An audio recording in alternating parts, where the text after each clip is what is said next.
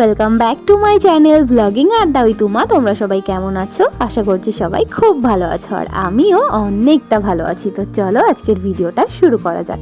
এখন বাজে সকাল 11:30, আর এই মাত্র বর্মশাই ঘরে ফিরল ডিউটি থেকে। আর ফেরার পথে বেশ কিছু সবজি নিয়ে এসেছিল, তবে আমি যেহেতু রান্না করছিলাম তাই রিমাই সবজিগুলো গুছিয়ে রেখে দিল। তারপরে স্নান খাওয়া দাওয়া সেরে এখন বিকেলে আমি বসেছি নারকেল কোড়াতে, কারণ শীতকাল মানেই তো পিঠে পুলি, আর এই শীতে এখনো পর্যন্ত আমাদের পিঠে পুলি খাওয়া হয়নি। তাই আজকে ভাবলাম একটুখানি দুধ পুলি বানাবো, কারণ অন্য কোনো পিঠে তো আমার পক্ষে বানানো এখানে সম্ভব নয়, কারণ না আমি পিঠে বানানোর সরঞ্জামগুলো পাবো, আর নাই বা আমি রিস্ক নিতে চাই। কারণ আগের বছর পাটিসাপটা বানানোর চেষ্টা করেছিলাম, তবে সে যে কী ধোঁকা খেয়েছিলাম সে আর বলার মতো নয়। বাড়িতে আগেও আমি অনেক পাটিসাপটা করেছি, তবে ওরকমটা কখনো হয়নি। আগের বছর একটাও পিঠে আমি বানাতে পারিনি, শেষমেশ কান্না পেয়ে যাওয়ার মতো অবস্থা আর কি। তাই এই বছর আর আমি রিস্ক নেব না, দুধ পুলিই করে নিই, আর বাকি পিঠে তো বাড়িতে গেলে মা এমনিতেই করে খাওয়াবে। তো দুধ পুলি বানানোর জন্য প্রথমে আমি গুড় আর নারকেল দিয়ে একটা পুর তৈরি করে নিলাম, আর এখন কড়াইতে একটুখানি লবণ দিয়ে জল ফুটিয়ে নিয়ে তার মধ্যে চালের গুঁড়ো একটু একটু করে দিয়ে একটা বেশ নরম ডো করে নেব। অবশ্য ডোটা খুব বেশি নরমও হবে না, এমনি যেমন আমরা রুটি লুচির জন্য ডো করি ওরকম টাইপেরই করে নেব। আর এটা না এই গরম অবস্থাতেই হাত দিয়ে বেশ অনেকক্ষণ ধরে চেপে চেপে ভালো করে মেখে নিতে হবে, তাহলে না পুলিগুলো বানানোর সময় ফেটে যেতে পারে। তাই আমি দেখো গরম অবস্থায় চেপে চেপে ভালো করে ডোটাকে মেখে নিলাম নরম করে।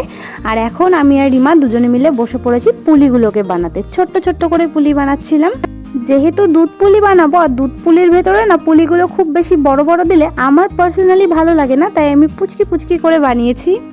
আর লেচিগুলো আর পুলিগুলো না আমি একটা ভেজা কাপড় দিয়ে ঢেকে রাখছিলাম, কারণ না হলে শক্ত হয়ে ফেটে যাবে। ওই জন্য এত যে ঝামেলা হচ্ছিল কি আর বলবো, কিন্তু ওই আর কি, ভালো খেতে গেলে তো কষ্ট করতেই হবে। কিছুটা বানানো হয়েছে, তারপরে ভাবলাম দুধটাকে গরম বসিয়ে দিই, কারণ যেহেতু ফ্রিজ থেকে বের করেছি একটু টাইম লাগবে গরম হতে, আর ততক্ষণে বাকি পুলিগুলো আমরাও রেডি করে নিতে পারবো। তো এখানে দুধটাকে আমি ভালো করে ছাঁকনি দিয়ে ছেঁকে নিলাম, তারপরে এদিকে গরম বসিয়ে দেবো, ততক্ষণে গিয়ে সব পুলিগুলোও রেডি করতে হবে। তো এখানে দুধটা গরম করতে দেখো আমি বসিয়ে দিয়েছি, আর এখানে পুলিগুলো আমাদের বানানো হয়ে গেছে। তারপরে না কিছুটা পুর বেঁচে গেছিলো, তো এইটুকু দিয়ে ভাবলাম ছোট ছোট করে নাড়ু বানিয়ে রাখি, খেয়ে নেওয়া যাবে পরে। তো এদিকে দেখো একদম ছোট ছোট করে নাড়ু বানাচ্ছিলাম, আর পুলিগুলো তো রেডি হয়ে গেছে। আর এদিকে আমি দুধটাকে খানিকটা ঘন করে নিয়েছি, তারপরে এর মধ্যে খেজুরের গুড় আর এলাচের গুঁড়ো মিশিয়ে একটু ফুটিয়ে নিয়েছি। এবারে এক এক করে সব পুলিগুলো এর ভেতরে দিয়ে দিলাম। এবারে সব কিছুকে একসঙ্গে একবার ফুটিয়ে নেব, তারপরেই বন্ধ করে দেবো গ্যাসটা। বেশিক্ষণ জ্বালাবো না, তাহলে পুলিগুলো ভেঙে যেতে পারে। তো যতবার আমি গ্যাসটা বাড়াচ্ছি ততবারই দেখছি পুলিগুলো ওপরে ভেসে উঠছে, তাই হাতা দিয়ে একটুখানি ঝোলের মধ্যে ডুবিয়ে দিচ্ছিলাম আর কি।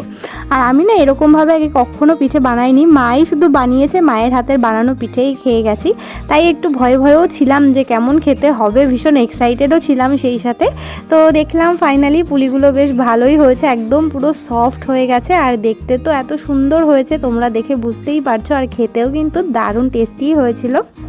তো একদম রেডি হয়ে গেছে আমাদের নলেন গুড়ের দুধ পুলি। আর এবারে চলো তোমাদেরকে একটুখানি কেটে দেখাই যে কতটা সফট হয়েছে, মানে ভীষণই সফট হয়েছে, সেই সাথে টেস্টি তো হয়েছে, তোমাদেরকে বললামই। এখন ইপসিতাকে একটু খাইয়ে দিচ্ছি, আমি খেলাম, রিমাকে খাওয়াবো। আর এই যে কিছুটা আমি তুলে রাখলাম, আর ওপর থেকে একটুখানি নলেন গুড়ও দিয়ে দিচ্ছি, যাতে দেখতেও ভালো লাগবে আর খেতে তো অবভিয়াসলি ভালো লাগবে। তো দেখো এই যে তোমাদের কার কার জিভে জল এলো এটা দেখে অবশ্যই কিন্তু কমেন্ট করে জানিও। আর যেহেতু শীতকাল সবাই বাড়িতে পিঠে পুলি বানিয়ে খেতেও থাকো। আর এখন পিঠে পুলি খাওয়ার পালা শেষ, এবার করতে হবে রাতের রান্নাবান্না। রাতে সেরকম কিছুই রান্নাবান্না নেই, দুপুরের কিছু তরকারি রয়েছে, এখন শুধুমাত্র রুটি করব আর তার সঙ্গে ডিম ভাজবো। আর এই যে কিছুটা সয়াবিন ভিজিয়ে নিয়েছি, এটাও করে রাখবো সকালের জন্য, কারণ সকালে বর্মশাই 6:30টার সময় বেরিয়ে যায় ডিউটিতে, আর অত সকালে উঠে না আমার রান্না করতে একদমই ভালো লাগে না, ভীষণ কষ্ট হয় এই ঠান্ডার মধ্যে। তাই তরকারিটা করে রাখি, সকালে উঠে গরম গরম রুটি করে দিই, তাহলে হয়ে যায় আর কি। তো এদিকে ডিম ভাজছিলাম, আর ইপসিতার আজকে বায়না হয়েছে ডিমটাকে এরকম করে ফাটিয়ে খোসাটা ওকে দিতে হবে, কারণ ও খোসা নিয়ে কিছু একটা করবে। কি করবে আমাকে এখনও বলেনি, পরেই দেখতে পাবো যা করবে আর কি। তাই আমিও ডিমগুলোকে এভাবেই ফাটিয়ে নিচ্ছি। তো চলো ঝটপট করে রান্নাটা কমপ্লিট করি, তোমরা ভিডিওটা দেখতে থাকো।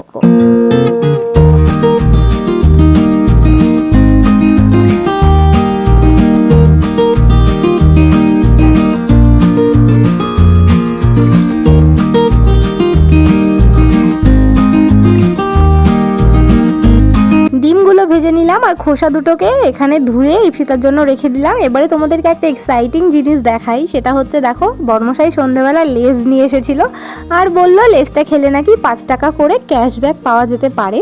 তো আমরা ভীষণ এক্সাইটেড ছিলাম দেখার জন্য কি হয়, পাই কি পাই না। তাই সন্ধ্যে থেকে লেজটা খাইনি, রাতের খাওয়া দাওয়া সেরে এখন চলে এসেছি লেজটা খেতে। তো এখানে কিউআর কোড দেওয়া ছিল, সেটাই স্ক্যান করছিল বর্মশাই রিমা সবাই মিলে, আর আমরা ওয়েট করছি কতক্ষণে দেখবো যে টাকাটা পাই কি পাই না। যতই হোক ভীষণ মজাই লাগে এইসব ব্যাপারগুলোতে, তাই না?